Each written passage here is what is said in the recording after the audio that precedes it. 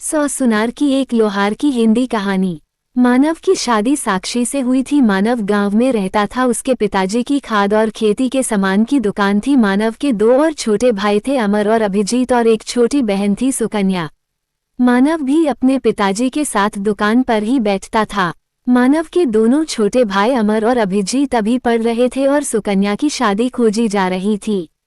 इधर मानव का भी परिवार बढ़ रहा था और साक्षी गर्भवती थी। साक्षी की सुई दवाइयों पर पैसे खर्च होते थे और मानव और साक्षी की कुछ व्यक्तिगत जरूरतें भी होती थी।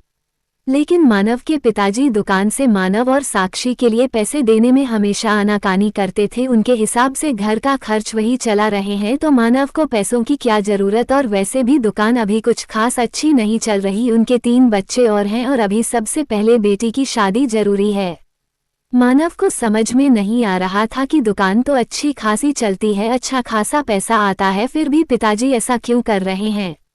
लेकिन अब मानव को परेशानी सी होने लगी थी, इसलिए मानव ने सोच लिया था कि वह बाहर जाकर नौकरी करेगा। और एक दिन उसने अपना फैसला घर में सुना दिया, जिसे सुनकर उसके माता पिता खुश हुए और कहने लगी, हाँ बेटा, तू बाहर ही जाकर कुछ नौकरी कर ले, इससे घर में भी थोड़ी पैसों की दिक्कत कम हो जाएगी। तेरे भाई बहन, उनकी भी जिम्मेदारियां हैं, हम दोनों बाप बेटा मिलकर सब कुछ अच्छे से संभाल लेंगे। मानव उसी दिन अपने घर से दिल्ली के लिए निकल गया। साक्षी को अपने माँ बाप के पास छोड़कर और दिल्ली में अपने एक दोस्त के पास आकर एक प्राइवेट कंपनी में उसने नौकरी पकड़ ली, जिससे उसे एक ठीक ठाक तनख्वाह मिलने लगी, जिसे वह महीने का महीने अपने घर भेजता था। लेकिन वह सारा पैसा मानव के पिताजी अपने पास रख लेते थे। साक्षी को जो परेशानी पहले थी वो परेशानी अभी भी थी, और अब तो मानव भी वहाँ नहीं था, तो उसके खाने पीने में भी सास ससुर टोका टाकी भी करते थे। ये भी नहीं देखते थे कि वो गर्भवती है। खैर, समय के साथ साक्षी ने एक बेटी को जन्म दिया, लेकिन ठीक से खाना पीना न मिलने के कारण और उचित देखभाल न मिलने के कारण बेटी बहुत कमजोर थी। उसका सारा ठीकरा भी साक्षी के सर पर फोड़ दिया गया कि उसने गर्भावस्था में जमकर आराम किया है, कोई कामकाज नहीं किया तो बच्चा तंदुरुस्त कैसे होगा। मानव हैरान था। साक्षी बिल्कुल सूख कर काटा हो चुकी थी और उसकी बेटी भी काफी कमजोर थी, पर फिर भी मानव मुंह खोलकर अपने माँ बाप से कुछ बोल नहीं पाया। उसने अकेले में साक्षी से बोला, हर महीने पैसे तो भेजता था, तुमने फल वगैरह अच्छे से क्यों नहीं खाए। साक्षी ने बोला, पैसे पापा के पास रहते थे और अगर कभी मुंह खोलकर फल वगैरह के लिए कुछ बोल भी देती थी तो 4 बातें सुना दिए जाते थे कि घर खर्चे में रोटी चावल दाल तो चलना मुश्किल है, हम तुम्हें फल कहाँ से खिलाए। मानव को बहुत बुरा लगा, लेकिन वो कुछ नहीं बोल पाया। साक्षी भी सीधी साधी थी। मानव फिर अपने काम पर लौट चुका था। मानव के माँ बाप लगातार तब उस पर दबाव बना रहे थे, सुकन्या की शादी करनी है, पैसों का इंतजाम करो, दुकान से कुछ नहीं होने वाला। मानव जो कुछ भी कमाता था अपने घर भेज देता था, जो कि उसके पिताजी अपने बच्चों पर खर्च करते थे, ना कि मानव की पत्नी और उसकी बेटी पर। मानव जब भी घर आता साक्षी बहुत बुझी बुझी सी दिखती थी और उसकी बेटी भी बिल्कुल तंदुरुस्त नहीं थी, क्योंकि उसे भी पौष्टिक भोजन नहीं मिलता था और साक्षी तो दिन भर घर के कामों में ही खटती रहती थी। मानव को लगता था कि साक्षी और अपनी बेटी को लेकर दिल्ली चला जाए, लेकिन वो मजबूर था। वह तो खुद अपने दोस्त के साथ क्वार्टर शेयर करके रहता था, तो पत्नी को कहाँ रखता। पर घर के हालात देखकर उसे समझ में आ रहा था कि उसके साथ क्या खेल खेला जा रहा है। जो उसने सुना था कि बेटा माँ बाप के लिए शादी के बाद बेटा नहीं पट्टीदार बन जाता है, वही आज उसके साथ हो गया था। क्योंकि बेटे की जिंदगी में एक दूसरी औरत आ गई रहती है, तो माँ बाप के लिए बाकी के बच्चे तो अपने रहते हैं, लेकिन बड़ा बेटा उनका अपना नहीं रह जाता, क्योंकि वह अपनी पत्नी और अपने बच्चों से लगाव जो रखता है। समय ऐसे ही बीत रहा था। मानव और साक्षी आज तक अपने हक के लिए जुबान नहीं खोल पाए थे। मानव ने अपने कमाए आज तक के सारे पैसे अपने माँ बाप को दे दिए थे, पूरी तरह से खाली था वह। 1 साल के बाद बहन की शादी करवा दी गई थी और बहन सुकन्या की शादी होने के बाद अब माता पिता ने दबाव बनाना शुरू किया कि एक दुकान और हो जाती तो अमर की शादी हो जाती, क्योंकि एक दुकान से तो खर्चा चलेगा नहीं। फिर मानव ने गधा मजदूरी करनी शुरू की और घर में ही एक दुकान और खुलवाई गई अमर के लिए, और फिर अमर की शादी की गई। साक्षी की बेटी अब स्कूल जाने लायक हो गई थी और साक्षी चाहती थी कि गांव में जो कॉन्वेंट स्कूल है बेटी का एडमिशन उसी स्कूल में कराया जाए, लेकिन सास ससुर ने साफ मना कर दिया। जितनी चादर हो उतना ही पैर फैलाना चाहिए, हमारी औकात नहीं उस कॉन्वेंट स्कूल की फीस देने की, इसलिए चुपचाप बगल के स्कूल में बेटी को डाल दो। साक्षी ने मन मारकर बगल के स्कूल में ही बेटी को डाल दिया, लेकिन साक्षी और मानव को सब कुछ दिख रहा था। 3 सालों के बाद अमर का बेटा भी स्कूल जाने के लायक हो गया और अमर ने अपने बेटे का एडमिशन उसी कॉन्वेंट स्कूल में कराया। अब पैसों की कोई दिक्कत नहीं थी। जब इस बारे में माँ बाप से बोला गया तो उन्होंने कहा उसने अपने दुकान के पैसों से अपने बेटे का एडमिशन करवाया है, इसमें हम क्या कर सकते हैं। इस बार साक्षी और मानव के बर्दाश्त के बाहर हो गया। मानव ने बोला तो मैं भी तो हर महीने पैसे भेजता हूँ, तो उसके पिताजी ने साफ बोल दिया तो तुम्हारे बीवी बच्चों को भी तो हम पाल रहे हैं, जबकि घर में सबका खाना एक साथ बनता था और पिताजी की दुकान पर सबका बराबर का हक होना चाहिए। ऊपर से मानव अपने कमाए सारे पैसे भी अपने पिताजी को दे देता था और आज इतनी बड़ी बात कह दी। एक बेटा जिसकी दुकान भी मानव ने गधा मजदूरी करके खुलवाई थी, उसकी कमाई से वह अपने बच्चों और बीवी के लिए अच्छी जिंदगी चुन रहा है, और एक बेटा पिछले 10 सालों से गधा मजदूरी किए जा रहा है और उसके बीवी बच्चे एक एक चीज के लिए तरस रहे हैं। कड़वा सत्य को लाइक और फॉलो वो। आज मानव को खुद के ऊपर बहुत गुस्सा आ रहा था और उसने कोई बड़ा फैसला लेने की सोच ली थी, लेकिन उसे थोड़ा वक्त तो लगता, आखिर साक्षी को लेकर जाता तो रखता कहाँ। इसी बीच पिताजी ने अमर की शादी की सोची और उसके लिए भी दुकान खुलवाने की जिद करने लगे। मानव ने इस बार हाथ खड़े कर दिए और बोला सारे घर की जिम्मेदारी मेरी नहीं है, मेरे पास अब कुछ नहीं बचा है और ना मेरे पास इतनी शक्ति है। इतने सालों से यहाँ पैसे दे रहा हूँ और उसका अंजाम भी देख लिया, पागल नहीं हूँ मैं। मानव वापस अपने काम पर जा चुका था, लेकिन इस बार मानव के तेवर देखकर उसके माँ बाप को समझ में आ गया था कि अब मानव और साक्षी को और अधिक चूसा नहीं जा सकता, इसलिए इस बार साक्षी और उसके बच्चों का जीना मुश्किल कर रखा था सास ससुर और देवर देवरानी ने मिलकर, और घर में माहौल ऐसा बना दिया था कि साक्षी वहां से निकल जाए। साक्षी तो खुद वहां नहीं रहना चाहती थी पर मजबूरी में रह रही थी, क्योंकि इतने सालों में उसने देख लिया था कि घर की बड़ी बहू होने के बाद भी उसकी क्या औकात है। कल की आई देवरानी उसके ऊपर हावी थी और उसे कुछ भी बोलकर निकल जाती थी। उसका बेटा भी गांव के सबसे बड़े कॉन्वेंट स्कूल में पढ़ रहा था और वह उसके सामने एक से एक महंगी साड़ियां और जेवर पहनकर घूमती थी। साक्षी के पास तो कोई जमा पूंजी थी ही नहीं, क्योंकि उसके पति ने कभी उसे कुछ दिया ही नहीं। सब कुछ माँ बाप के हाथ में रखा, जिसका उपयोग माँ बाप ने अपने बच्चों के लिए किया, ना कि साक्षी और उसके बच्चों के लिए। और आज वही लोग को उसे घर से भगाने का भी पूरा इंतजाम कर रहे हैं। खैर इसी सब में अमर की शादी भी तय हो गई और पिताजी ने अपनी खुद की दुकान अमर को दे दी, यह बोलकर कि अब उनसे दुकान नहीं चलेगी तो ये दुकान अब अमर संभाल ले। मतलब दोनों छोटे बेटों को अच्छे से माँ बाप ने सेटल कर दिया और बड़े बेटे को मजदूर बनकर घर से बाहर निकाल दिया था। साक्षी और मानव सब कुछ देख समझ रहे थे, पर इन सब में कहीं ना कहीं उनकी खुद की भी गलती थी कि उन्होंने कभी भी अपने हक के लिए आवाज नहीं उठाई। खैर इस बार जब मानव शहर गया तो किस्मत ने उसका साथ दिया और जिस कंपनी में वह काम करता था वहां उसकी मैनेजर के पोस्ट पर तरक्की हो गई और उसे कंपनी का तरफ से रहने के लिए एक छोटा सा घर भी मिल गया। बस मानव को इसी दिन का इंतजार था। उसने थोड़ी भी देर नहीं लगाई और साक्षी और अपने बच्चों को लेकर शहर आ गया। अब मानव ने घर पैसे देने बंद कर दिए थे। माँ बाप फोन करके इमोशनली ब्लैकमेल करते थे, ये बोलकर कि अब तो तेरे पिताजी काम भी नहीं करते, कम से कम माता पिता के लिए तो कुछ भेज दो, आखिर हमारा खर्चा कैसा चलेगा। तो मानव साफ कहता था दुकान तो पिताजी की है, जो जमाई दुकान अपने छोटे लाडले को दे दी है, और एक दुकान जो मुझसे गधा मजदूरी करके खुलवाई है वह अपने मंझले लाडले को दे रखी है। क्या उन दोनों बेटों का कोई फर्ज नहीं है?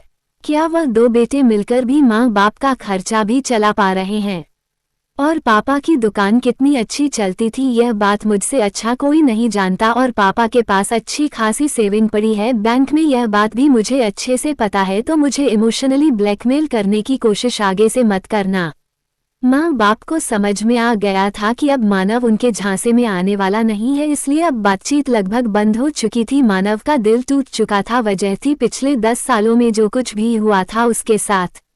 अमर और अभिजीत माँ बाप के लाडले हैं, ये बात तो उसे पहले से पता थी। और सुकन्या उसकी छोटी बहन, वह तो माँ बाप की इकलौती बेटी है, तो उसका लाडली होना तो स्वाभाविक है।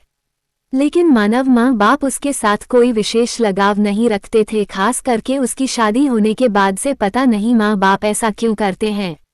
मानव के लिए यह कोई नई बात नहीं थी, क्योंकि मानव ने अपने दादा दादी को भी यह करते देखा था। दादा दादी ने भी उसके ताऊ ताई को दूध से मक्खी की तरह निकाल कर फेंक दिया था, और मानव के पिताजी, जो कि उनके लाडले बेटे थे, उनको अपना सब कुछ सौंप दिया था। और अब वही खानदानी परंपरा मानव के माँ बाप निभा रहे थे, और मानव ने ऐसा अपने गाँव में और घरों में भी होते देखा था। बस फर्क इतना था कि किसी घर में बड़े बेटे पराये होते थे और किसी घर में छोटे बेटे पर कोई ना कोई बेटा पराया होता जरूर था, खास करके वह बेटा जो गांव छोड़कर निकल गया। लेकिन मानव तो गांव छोड़कर निकला भी नहीं था, बल्कि उसे निकलने पर मजबूर किया गया था। खैर, मानव और साक्षी अब सुकून से जीना चाहते थे। अब मानव अपने कमाए पैसे अपनी जरूरत पर खर्च करता था। उसने अपने बच्चों को अच्छे स्कूल में एडमिशन करवा दिया था। समय का पहिया ऐसे ही घूम रहा था। 10 साल और बीत चुके थे। इस बीच मानव की मां का देहांत हो गया था।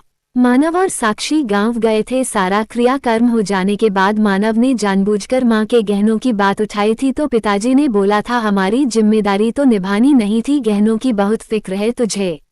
जब तक मैं जिंदा हूं किसी को कुछ नहीं मिलेगा, सारे गहने मेरे पास सुरक्षित है।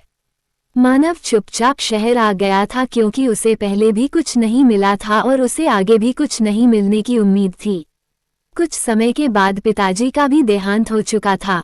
मानव को बहुत अच्छे से पता था कि पिताजी ने जीवन भर बहुत अच्छी कमाई की है। भले ही वो उससे झूठ बोलते थे कि दुकान नहीं चलती, पर जिस दुकान पर मानव खुद बैठता था और जिस दुकान को बिना एक बार भी सोचे सीधा सीधा अपने छोटे बेटे के सुपुर्द कर दिया था उसके पिता ने, जो कि आज भी बहुत अच्छी चल रही थी। क्या मानव को अंदाजा नहीं था उस कितनी कमाई की गई होगी और पिताजी के पास कितनी ज्यादा जमा पूंजी होगी। लेकिन जब मानव गांव गया तो भाइयों ने साफ मना कर दिया कि ना मां के पास कोई जेवर है, ना ही पिताजी की कोई एफडी वगैरह है। जो थोड़ी बहुत जेवर और पैसे थे वह दोनों के इलाज, सुई दवाई, क्रियाकर्म खत्म हो गए और अब कुछ भी नहीं बचा है। जबकि इन सब कामों के लिए मानव ने बराबर पैसे दिए थे। साफ साफ बेईमानी कर गए थे दोनों भाई, और मानव को और साक्षी को साफ पता था कि इन दोनों ने मिलकर सारी एफडी और जेवरों पर हाथ की सफाई की है। बल्कि अपनी ताई जी से मानव को ये भी पता चल चुका था, इसमें सुकन्या भी शामिल है और मां के जेवर और कुछ पैसे उसे भी मिले हैं। कड़वा सत्य को लाइक और फॉलो करें। कुछ नहीं मिला तो बस मानव को, लेकिन मानव और साक्षी क्या करते हैं, जब माँ बाप ही बेईमान थे तो भाई और बहनों से क्या उम्मीद करनी। मानव और साक्षी चुपचाप वापस दिल्ली लौट आए थे। ले देकर उनके पास बस यही उम्मीद बची थी कि गांव में उनके अच्छे खासे खेत है, जिसका बंटवारा होगा तो शायद उन्हें कुछ मिले और उसके बाद वह उसे बेचकर दिल्ली में अपने लिए एक घर खरीद सके। क्योंकि मानव अभी तक कंपनी के दिए घर में रह रहा था और जिस दिन वो उस नौकरी को छोड़ता उसे घर भी खाली करना पड़ता। मानव की इतनी सेविंग नहीं थी कि वह एक घर खरीद सकता, इसलिए कुछ दिन रुककर मानव ने सोचा था कि वह जमीन जायदाद के हिस्से बंटवारे की बात करेगा और अपने हिस्से को बेचकर अपने लिए एक अच्छा घर खरीदेगा। लेकिन एक दिन मानव को उसकी ताई जी से पता चला कि अमर और अभिजीत जमीन के कागजों की हेरा फेरी की है, और पता करने पर पता चला कि अमर और अभिजीत ने सारी जमीन अपनी अपनी पत्नियों के नाम पर करवा ली है, जो जमीन उसके पिताजी के नाम पर थी। और यह काम 1 साल पहले ही हो चुका था और उसे कुछ भी कानों कान खबर नहीं लगने दी गई थी। इसलिए अब कोई कंप्लेंट भी नहीं कर सकता था। अंदर से टूट गया था मानव, और जब उसने अमर और अभिजीत से इस बारे में बात की तो उन्होंने बोल दिया, हाँ तो हम यहाँ रहते हैं तो जमीन बांटकर आपको दे दें। सोच भी कैसे लिया आपने ऐसा? आप ये घर छोड़कर जा चुके हैं तो इस गांव की कोई जमीन आपको नहीं मिलने वाली। हम जमीन बांटकर आपको दे दे ताकि आप कल को उसे किसी तीसरे आदमी को बेचकर चले जाए। पागल समझा है क्या हमें? भूल जाए जमीन को। मानव ने बोला, तुम लोगों को शर्म नहीं आती? अपनी कमाई का बहुत बड़ा हिस्सा मैं तुम लोगों के ऊपर खर्च किया है और तुम लोगों ने मेरे साथ इतनी बेईमानी की। पापा की सारी एफडी रख ली, माँ के सारे जेवर रख लिए और अब जमीन भी हड़प ली। रत्ती भर भी शर्म नहीं है तुम लोगों को? लेकिन उन लोगों ने बेशर्मों की तरह बातें करके फोन काट दी। मानव ने सुकन्या को भी फोन किया, क्योंकि ताई जी ने बताया था कि एक जमीन सुकन्या के नाम पर भी की गई है। सुकन्या ने भी अपने भाई को ही 2-4 उल्टी सीधी बातें सुना दी, क्योंकि उसने जेवर, एफडी और जमीन सब में कुछ ना कुछ हिस्सेदारी ली थी, तो उसे तो अपने बेईमान भाइयों का साथ देना ही था। मानव को समझ में आ चुका था कि उसके साथ बहुत बड़ी बेईमानी हो चुकी है और उसके पास इतना पैसा नहीं था कि वह केस मुकदमे में पैसा बर्बाद करे। साक्षी ने जब ये सुना तो अंदर तक टूट गई और बोली, जब से शादी हुई है बस उस घर में दिया ही दिया है और हमारे साथ उस घर में हमेशा गलत हुआ ही हुआ है, कभी हमें उस घर से कुछ नहीं मिला। लेकिन अब बस अब और नहीं, इसमें कहीं ना कहीं गलती हमारी भी है। हमने कभी अपने हक के लिए लड़ाई की ही नहीं, जो जैसा होता गया हम उसे चुपचाप स्वीकार करते गए। लेकिन लोहे को लोहा ही काटता है, ऐसे शातिर लोगों को शातिराने अंदाज में ही जवाब देना बनता है। मानव ने बोला, तुम क्या सोच रही हो? साक्षी ने बोला, जैसे उन लोगों ने बेईमानी से सारे जेवर हड़प लिए, सारी एफडी हड़प ली, सारे खेत तड़प लिए, अब हमें भी बेईमानी पर उतरना पड़ेगा। मानव ने बोला, तुम कहना क्या चाहती हो? साक्षी ने बोला, जिस घर में तुम्हारे दोनों भाई रहते हैं और उसी घर में दोनों की दुकान है, वो पूरा घर और दुकान पापा के नाम पर ही है। मुझे नहीं लगता उसका कोई भी नाम ट्रांसफर हुआ है, क्योंकि उन्हें भी पता था कि हम उसका बंटवारा तो कभी नहीं करवाएंगे, बंटवारा तो खेत का ही होगा, इसलिए उन्होंने खेत में चालबाजी दिखाई। और क्योंकि वह घर और दुकान काफी बड़े हैं और बिल्कुल उस मुख्य सड़क पर है जो गाँव को शहर से जोड़ती है, तो उसकी कीमत भी बहुत ज्यादा है और वही उनके घर और उनका जीवन गुजरने का जरिया है। अब हमें उस पर वार करना होगा। जिस तरह से पैसे देकर बेईमानी से उन लोगों ने सारे खेत अपने नाम करवाए हैं, ना वैसे ही हम भी करवाएंगे और किसी को कानों कान खबर नहीं लगेगी। मानव ने बोला, क्या ये करना सही रहेगा? साक्षी ने बोला, जब अगले ने इतना कुछ कर लिया, उसके लिए सब कुछ सही था, तो हमारे लिए क्यों नहीं रहेगा? क्या हमारे बाल बच्चे नहीं है? क्या हमारे बाल बच्चों का कोई हक नहीं है? आपने अपनी जिंदगी के 10 साल की कमाई तो अपने माँ बाप और भाई बहनों पर लुटा दी, अपने बीवी बच्चों का हक काटकर, और उसके बाद भी हम लोगों के साथ आपके भाई बहनों ने इतने बेईमानी की, क्योंकि आपकी माँ बाप ही बेईमान थे। तो अब हमें बेईमानी का जवाब बेईमानी से ही देना होगा। हमें अपने बच्चों के हक के लिए लड़ना पड़ेगा, क्योंकि अपने हक के लिए तो हम कभी लड़ नहीं पाए। मानव ने चुपचाप अंदर ही अंदर पता लगवाया तो सच में वह घर अभी तक उसके पिताजी के नाम पर ही था, और घर में ही क्योंकि दुकान थी तो वह भी पिताजी के नाम पर ही था, और वह काफी बड़ा एरिया था, और सड़क पर होने का कारण उसकी कीमत उन खेतों से 10 गुने से भी ज्यादा थी। मानव ने बिना किसी को भनक लगे चुपचाप पैसे के बूते वह पूरा घर दुकान सब कुछ साक्षी के नाम पर रजिस्टर्ड करवा लिया, और किसी को कानों कान खबर नहीं हुई। और इस बात को भी करीब 1 साल बीत गए, अभी तक इस बारे में किसी को पता नहीं था। पैसों से उसके भाइयों ने ये खेल खेला था, और पैसों से ही उसने भी कर्मचारियों को मिलाकर यह खेल खेल दिया।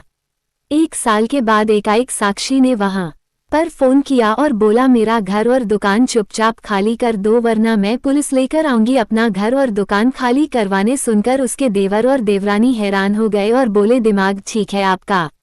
ये घर और दुकान आपकी कब से हो गया? तो साक्षी ने बोला, तभी से सबसे सारे खेत, सारे जेवर और सारी एफडी तुम लोगों की हो गई। कड़वा सत्य को लाइक और फॉलो करें, तो जल्दी से जल्दी मेरा घर और दुकान खाली कर दो, वरना मुझे पुलिस का सहारा लेना पड़ेगा, कहकर साक्षी ने फोन काट दिया। जब अमर और अभिजीत ने पता करवाया तो उनके पैरों तले जमीन खिसक गई। पूरा का पूरा घर और दुकान साक्षी के नाम पर हो चुका था और साक्षी उसकी मालकिन थी। अब अमर और अभिजीत ने फोन करके उन्हें धमकी दी, हम कोर्ट केस करेंगे, ये बेईमानी है। साक्षी ने कहा, करो कोर्ट केस, जब कोर्ट में ये साबित हो सकता है कि मैंने बेईमानी से सब कुछ अपने नाम करवाया है, तो ये भी तो साबित हो सकता है कि खेत भी बेईमानी से तुम लोगों की बीवियों के नाम हुए हैं। कानून तुम्हारे लिए अलग और मेरे लिए अलग नहीं है, और तब तो एफडी वाली बात भी खुलेगी कि कैसे पिताजी के मरने के बाद उनकी सारी एफडी उनके 2 बेटे और 1 बेटी में बटी है, जबकि उनकी 4 औलाद थी। एक केस के बाद सारी परतें खुलेगी, कैसे सासू माँ के सारे जेवर घर से गायब हो गए और किसके पास गए। तुम्हें क्या लगता है तुम केस करोगे तो हम चुप बैठेंगे? परत दर परत इस केस को खोलेंगे और एक एक ईंट का बराबर बंटवारा करवाएंगे। फिलहाल तो चुपचाप मेरा घर खाली करो, केस जब होगा तब होगा। अभी वह पूरा घर और दुकान मेरे नाम पर है और मुझे मेरा घर और दुकान खाली चाहिए, और अगर केस होता भी है ना, तो वह एक डिस्प्यूटेड प्रॉपर्टी है जिसे तुम इस्तेमाल नहीं कर सकते। मैं उस पूरे घर और दुकान को सील करवा दूंगी, लेकिन तुम्हें इस्तेमाल नहीं करने दूंगी। तुम्हें 2 दिन का वक्त दे रही हूँ, वरना 2 दिन बाद तुम्हें जबरन वहां से धक्के मारकर निकाल आऊंगी। अमर और अभिजीत को कुछ समझ में नहीं आ रहा था कि वह क्या करे, क्योंकि दुकान मुख्य सड़क पर होने के कारण ही चलती थी। अंदर खेतों में दुकान खोलकर वह क्या करते, और गांव में तुरंत दूसरा घर और दुकान लेना आसान नहीं था। चली चलाई दुकान को बंद कर देना भी आसान नहीं था, वही उनकी रोजी रोटी थी। ऊपर से रहने का भी कोई और ठौर ठिकाना नहीं था, और अच्छे खासे बड़े से घर में ऐशो आराम से रहते थे वह। उतना बड़ा घर दोबारा उतनी सुविधाओं के साथ बना पाना उनके बस की बात नहीं थी, क्योंकि उन्हें बहुत अच्छे से पता था उस घर और दुकान की कीमत उन खेतों की कीमत से बहुत ज्यादा है। और उन्हें ये भी पता था कि केस मुकदमा करने से इतनी जल्दी फैसला नहीं आते हैं, सालों ये मुकदमे चलते रहते हैं। और अगर वह दुकान के लिए केस करते तो मानव भी खेतों के लिए केस करता, तो ना उनके दुकान बचते, नहीं वो खेत में कोई खेती कर पाते, सब कुछ डिस्प्यूटेड हो जाता। मानव तो अपनी नौकरी करता और अपनी जिंदगी आराम से गुजरता, लेकिन इनके रोजी रोटी का साधन ही छिन जाता। और अगर बैंक में हुए फ्रॉड की बात खुल जाती कि किस तरह से उन लोगों ने पिताजी के अकाउंट के पैसे 3 हिस्सों में बांटे हैं, चौथे का नाम हटाकर, तो वहां भी उनके फंसने के पूरे चांसेस थे। इसलिए उन्होंने समझौता करने में ही अपनी भलाई समझी और फोन करके समझौते की बात की।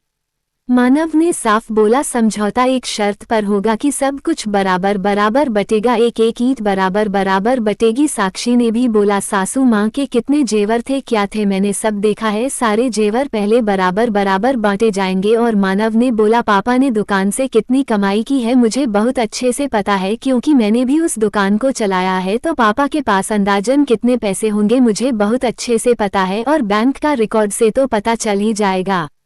मुझे पूरा का पूरा मेरा हिस्सा चाहिए, खेतों में भी, पैसों में भी और जेवरों में भी। और रही घर और दुकान की बात, तो उसमें भी तुम लोगों को तुम्हारा हिस्सा मिल जाएगा। इस गुमान में मत रहना कि पूरा का पूरा घर और दुकान तुम्हें मिल जाएगा। एक दुकान अमर की और एक दुकान अभिजीत की है, और तुम लोगों ने एक दुकान और खोल रखी है जिसे तुम लोगों ने किराए पर चढ़ा रखा है, और उसका किराया आधा आधा बांटते हो। उसे खाली करो, वह मेरी दुकान रहेगी और उसे मैं किराए पर चढ़ाऊंगा, और घर में भी तीनों के हिस्से अलग अलग बटेंगे। इस गुमान में मत रहना कि सारा कुछ तुम लोगों को मिल जाएगा। बहुत त्याग कर चुका हूं मैं अपने भाई बहनों के लिए, लेकिन अब और नहीं। अपने बीवी बच्चों की जरूरत काटकर तुम लोगों को खिलाया है, और तुम लोगों ने मेरे हाथ पैर काट दिए, लेकिन इसमें गलती तुम्हारी नहीं, गलती हमारे माँ बाप की है। क्योंकि सच्चाई यही है कि कोई भी औलाद तभी बेईमानी करती है जब माँ बाप बेईमान होते हैं, और हमेशा अपने लाडले बच्चों का उनके गलत में भी उनके साथ दिया होता है, जो कि मेरे माँ बाप थे। अगर वो मेरे साथ बेईमानी नहीं करते तो तुम लोगों के मन में यह बात कभी नहीं आती कि मेरा कोई मोल नहीं, और तुम लोगों की कभी हिम्मत नहीं पड़ती ऐसी बेईमानी करने की। अब अगर समझौता करना है तो मेरी शर्तों पर और मेरे हिसाब से होगा, वरना मेरा दुकान और घर खाली करने के लिए तैयार रहना, कहकर मानव ने फोन रख दिया। अभिजीत और अमर के पास अब कोई रास्ता नहीं बचा था सिवाय समझौते के। सुकन्या ने फोन करके मानव को काफी कुछ उल्टा सीधा बोला कि आप कितने लालची हो, अच्छा खासा शहर में रह रहे हो, खा पी रहे हो, फिर भी गांव में भाइयों का सुख देखा नहीं जाता। तो इस बार साक्षी ने मानव से फोन ले लिया और बोल दिया, बेटी हो तो बेटी बनकर रहो, पटीदार बनने की कोशिश मत करना, वरना तुम्हें भी लाइन पर लाने में देरी नहीं लगाऊंगी, क्योंकि अब मुझे महान बनने का कोई शौक नहीं रहा। सुकन्या को भी समझ में आ गया था कि अगर अब वह इन सारे पचड़ों में ज्यादा पड़ेगी तो वह भी घसीटी जाएगी, और इसमें उसका खुद का नुकसान है। इसलिए उसने में भी शांत रहने में भी अपनी भलाई समझी। अब ऊंट पहाड़ के नीचे आ चुका था, क्योंकि नीच लोगों को समझाने के लिए नीचता की हद पर जाना पड़ता है, जो साक्षी और मानव ने कर दिखाया था। दोस्तों, क्या मानव और साक्षी ने जो कुछ भी किया सही किया, या उन्हें ऐसा नहीं करना चाहिए था? कमेंट में जरूर लिखिएगा। दोस्तों, कहानी पसंद आई हो तो कृपया सब्सक्राइब, लाइक और अपने दोस्तों से शेयर करना मत भूलना, क्योंकि मैं आपके लिए अच्छी अच्छी कहानी लेकर आती हूँ रोजाना। ऐसे ही कहानियाँ सुनने लिए हमें सब्सक्राइब जरूर करें। राधे राधे दोस्तों।